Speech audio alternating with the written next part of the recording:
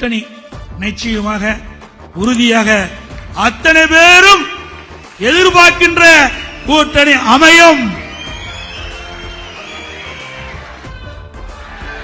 நீங்களே எண்ணி பார்ப்பீங்க.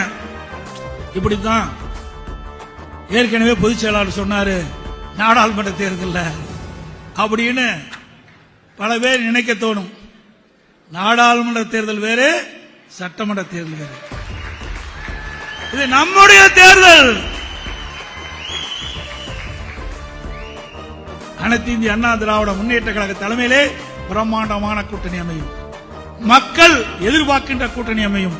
கழக நிர்வாகிகள் தொண்டர்கள் எதிர்பார்க்கின்ற கூட்டணி அமையும். மக்கள் விரும்புகின்ற கூட்டணி அமையும். அதே அந்த கூட்டணி மூலமாக அனைத்து இந்திய அண்ணா திராவிட முன்னேற்ற கழகமும் கூட்டணியும் பெரும்பான்மையான இடங்களில் 2026 சட்டமன்ற பொதுத் தேர்தலில் வெல்லும், வெற்றி பெறும், ஆட்சியை பிடிப்போம்.